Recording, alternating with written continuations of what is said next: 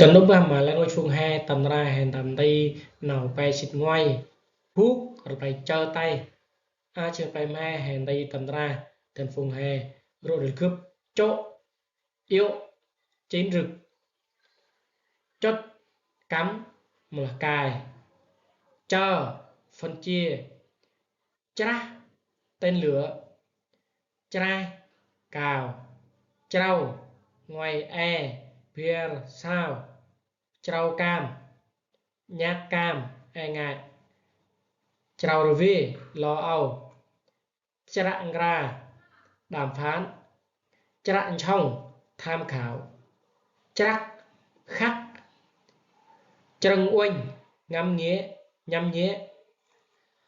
Xin chào tất cả mọi người, hôm nay chúng ta bắt đầu học bài 31 đầu chữ chờ tiếp tục. Đây là những từ mới mà chúng ta sẽ học ngày hôm nay. Xin mời mọi người đọc cùng tôi. Chỗ, một là yếu, chín rực, và tùm chỗ, lúa chín rực.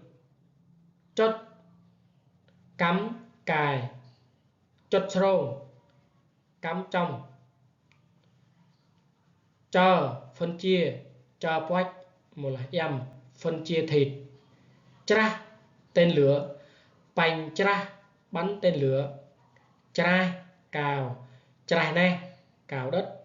Trâu, ngoài can trâu, chỉ bư. Việc này khó làm.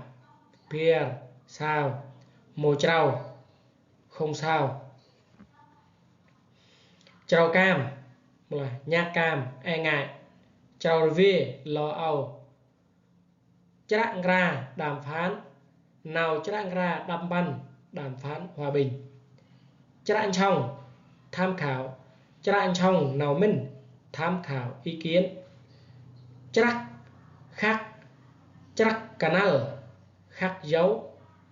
Trần uynh ngắm nghĩa nhắm nghĩa. Xin mời mọi người đọc lại cùng tôi. Chỗ yếu chín rực bia tùm chỗ lúa chín rực. Chốt cắm cài chốt srong cắm trong. Chờ phân chia chờ quách một là em phân chia thịt. Chra tên lửa bành chra bắn tên lửa. Trai cào trai nè cào đất. Trâu ngoài can trâu chỉ bư. Việc này khó làm. Pier sao môi trâu không sao. Trâu cam là nhát cam ngại. Trâu vi lo âu. Chặn ra đàm phán nào chặn ra đàm bắn đàm phán hòa bình. Chặn trong tham khảo chặn trong nào mình tham khảo ý kiến. Chắc khắc chắc canal khắc dấu. Trần uynh ngắm nghĩa nhắm nghĩa.